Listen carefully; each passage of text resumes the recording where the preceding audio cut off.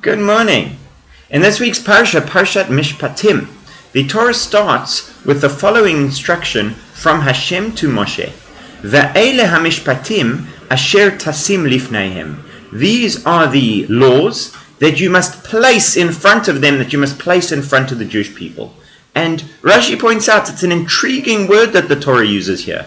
These are the mitzvot, these are the laws that you must place. You could say these are the laws you must tell them, these are the laws you must teach them.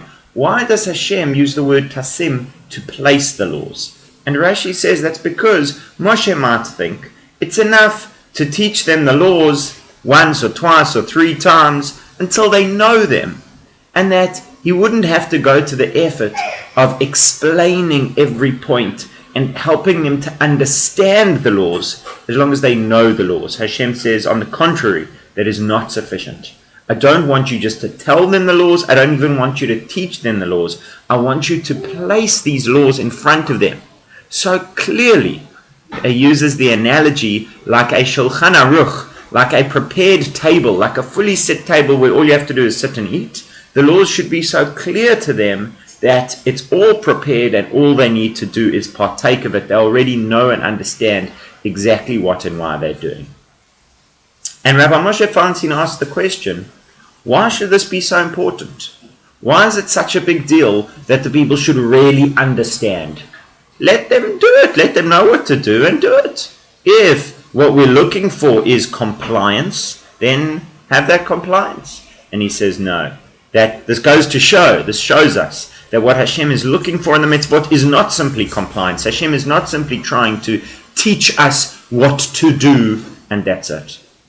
But he says, if all you have is instructions without understanding, then what you have is a heavy burden.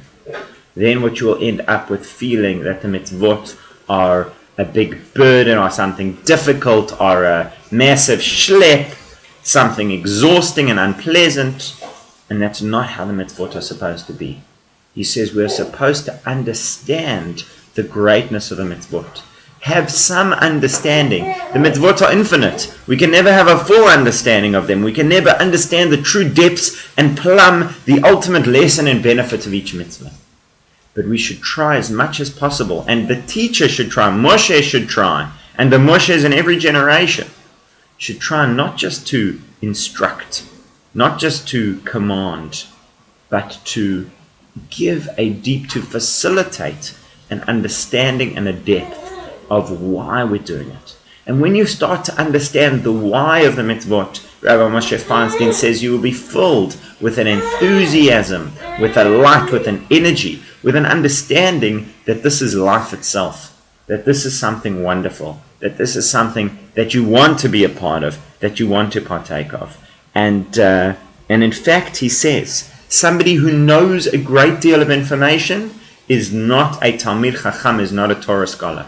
It's not about how much you know, and it's not about what's in your head. And he gives the example of a man called Doeg. Now, Doeg was one of the arch enemies of King David, and he ended up doing terrible things, causing the deaths of many, many innocent people. And the Gemara in Sanhedrin says that it's not simply that Doeg was some bad guy. Doeg knew a huge amount of Torah. He was a judge in the Beth Din. In fact, he was the head of the Sanhedrin. The head of the Sanhedrin was such a bad person. How did that come about? And the Gemara says, because Doeg's Torah knowledge was from his lips outwards. In other words, he had all of the information, but it never permeated his being. And it is only through applying ourselves to the journey of understanding, to toiling, to laboring in Torah, to working through it. A person can attend shiurim and read books and be spoon-fed Torah their entire life. But unless you actually work on Torah, unless you actually sit down, process these ideas and concepts, work through a topic, Torah will never enter and settle in your soul.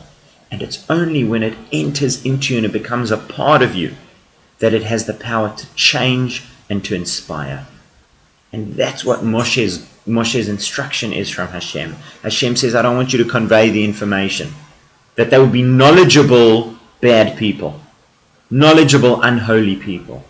what I want you to do is I want you to teach it to them so thoroughly.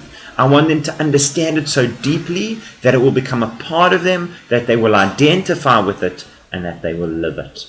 Please, God, we should all engage on that journey of learning and understanding and integration.